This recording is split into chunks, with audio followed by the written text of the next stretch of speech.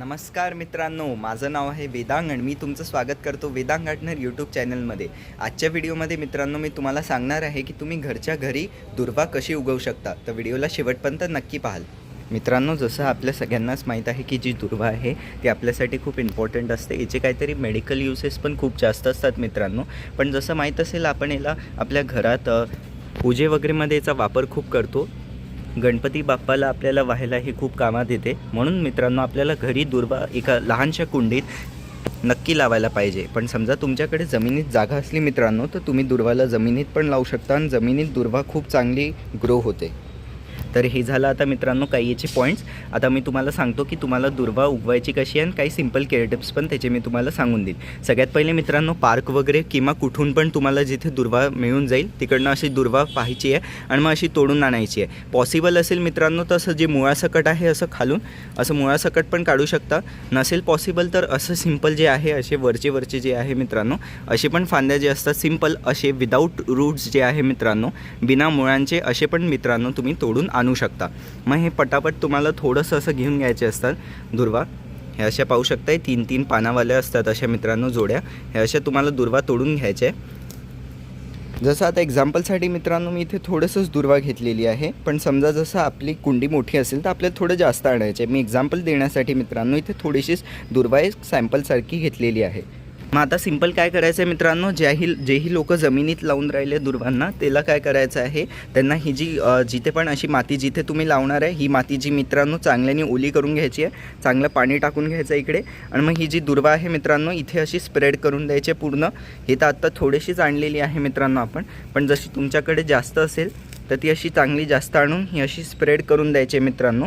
आणि मग तुम्हाला काय करायचं आहे याच्यावर जास्त माती नाही टाकायची अजिबात, हलकीशी अशी माती टाकायची। पाहू शकता व्हिडिओमध्ये हलकी अशी माती टाकायची आहे। जास्त असं माती खाली दाबायचं नाही आहे। अशी विजिबिलिटी असली पाहिजे, ही दुर्वा अशी तुम्हाला दिसली पाहिजे।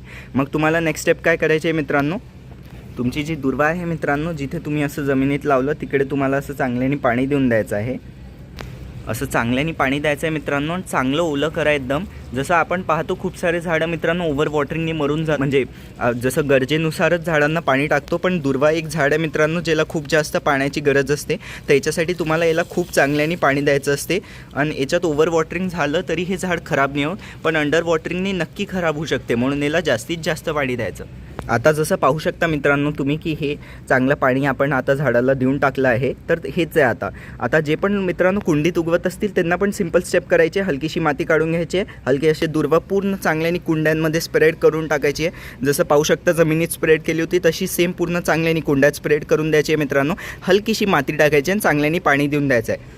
आता पुढचे जे पॉईंट्स आहे मित्रांनो, आता काही दिवस काय करायचं आहे, समजा कुंडीत लावलं असेल तर शेड एरियामध्ये ठेवू शकता किंवा जसं जमिनीत लावलं आहे तर जी लोकेशन आहे तीच, पण समजा कुंडीत लावलं असेल तर शेडमध्ये थोडंसं शिफ्ट करून द्याल मित्रांनो। आणि मग मित्रांनो तुम्हाला रोज रेग्युलर पाणी टाकत राहायचं आहे। दुर्वाला एकही दिवस नाही सोडायचं आहे, रेग्युलर वॉटरिंग चांगल्याने करत राहायची आहे। कारण मोस्ट इम्पॉर्टंट समजा तुम्ही मुळांसकट आणले असतील तर ते तर खूप इझिली लागून जातील। जसेच आणले तुम्ही असे टाकले किंवा असे हलकेशी तुम्ही ठेवले, समजा मुळासकट आणले तर त्या लोकांना काय करायचं आहे ते मुळांना असं जमिनीत लावायचं आहे। मी जसं सांगितलं असं व्हिडिओमध्ये असं स्प्रेड नाही करायचं आहे। ते जे मुळासोबत आणलं असेल ज्याही लोकांनी त्यांना सिंपल जी दुर्वा आहे अशी डायरेक्ट मातीत लावून द्यायची आहे, जसं आपण मित्रांनो झाडं लावतो तसंच। आणि समजा विदाऊट रूट्स असेल तर माझ्यासारखं असं चांगल्याने स्प्रेड करून द्यायचं जमीनवर।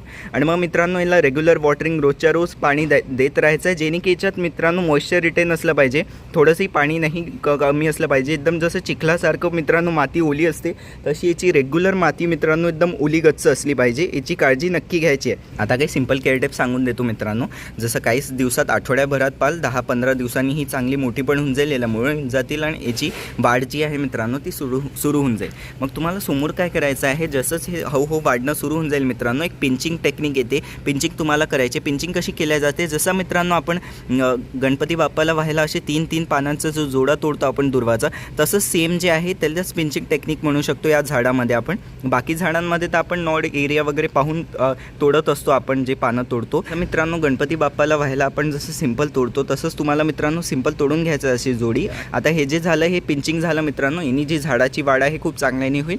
आणि मग मित्रांनो याला खतं कोणते कोणते टाकायचे तेही सांगून देतो तुम्हाला. अजिबात कोणते रासायनिक खतं वगैरे याच्यात टाकायची गरजच नाही आहे. आणि ऑर्गॅनिकमध्ये पण जे मी तुम्हाला झाईम फर्टिलायझर, ॲप्सम सॉल्ट खूप साऱ्या माझ्या व्हिडिओजमध्ये सांगत असतो, हे खतं हे याच्यात तेवढा वापर करण्याची गरज नाही आहे. समजा तुमचे जे झाडाचे पानं आहे खूप कमी हिरवेगार होऊन गेले किंवा जळून गेले असतील तर मग मित्रांनो 1 चमचा 1 लिटरमध्ये ॲप्सम सॉल्ट टाकून तुमच्या झाडावर चांगल्याने फवारणी करू शकता.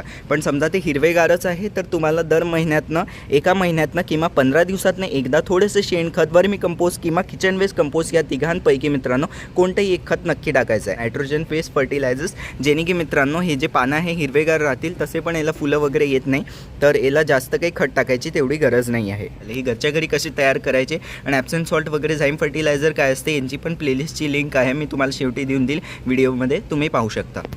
कसा वाटला व्हिडिओ आवडला असेल व्हिडिओला लाईक करा, शेअर करा, माझ्या चॅनलला सबस्क्राईब करून बेल आयकन नक्की दाबून द्या.